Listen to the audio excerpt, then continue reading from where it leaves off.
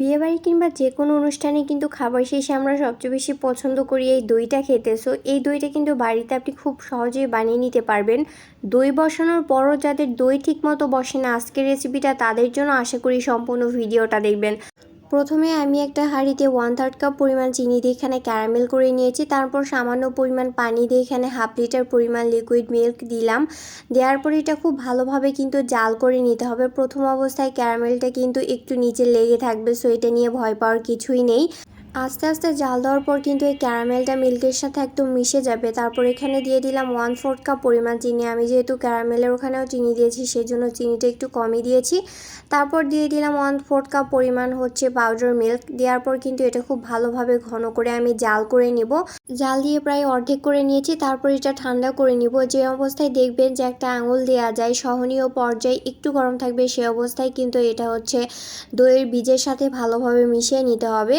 দইয়ের বীজ হিসেবে আজকে আমি মিষ্টি দই ব্যবহার করব। এগুলো কিন্তু বাজারে 25-30 টাকা করেই পাওয়া যায়। আপনারা চেষ্টা করবেন মিষ্টি দই বসানোর ক্ষেত্রে মিষ্টি দইয়ের বীজটা নিতে। আর যদি টক দই বানান তাহলে চেষ্টা করবেন যে টক দইয়ের বীজটাই নেওয়ার জন্য, এতে করে দইটা খুব ভালোভাবে বসে। এখানে ছোট্ট একটা টিপস শেয়ার করি। দই বসানোর ক্ষেত্রে সবসময় একটা জিনিস খেয়াল রাখবেন যে দইটা আপনি বীজ হিসেবে ব্যবহার করছেন, সে দইটাতে এক্সট্রা কোনো পানি আছে কিনা। যদি এক্সট্রা পানি থাকে অবশ্যই চেষ্টা করবেন সেই পানিটা কিন্তু ছেঁকে নেওয়ার। এতে করে দইয়ের বীজটা কিন্তু অনেক বেশি স্মুথ হবে এবং দইটাও খুব ভালোভাবে বসবে। আর এক্সট্রা পানি থাকলে কিন্তু দইটা বসানোর পরও কিন্তু অনেকটা ঢেলঢেলে হয়ে যাবে। দইয়ের বীজটা হ্যান্ড উইক্সের সাথে ভালোভাবে আমি ব্লেন্ড করে নিয়েছি। তারপর অল্প অল্প করে এখানে মিল্ক অ্যাড করে দিচ্ছি। একবারে কোনোভাবেই কিন্তু মিল্কটা অ্যাড করতে যাবেন না, অল্প অল্প করে মিল্ক দিবেন এবং এভাবে হ্যান্ড উইক্সের সাথে একটু নেড়ে চেড়ে মিশিয়ে নিয়ে তারপর বাকি মিল্কটা আবারও অ্যাড করবেন।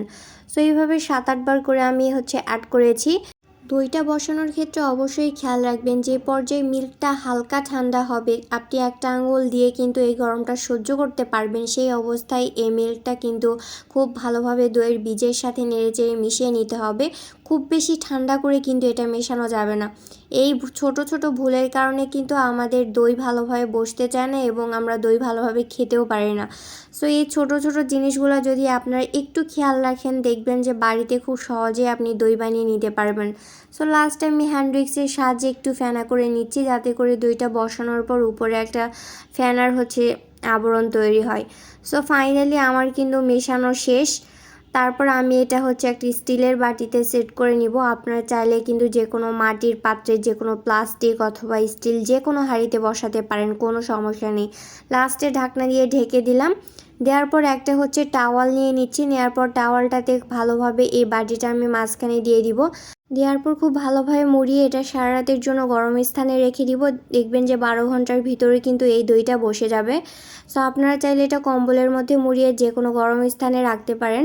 এতে কোনো প্রকার জাল দিতে হবে না, কোনো প্রকার ঝামেলা নাই।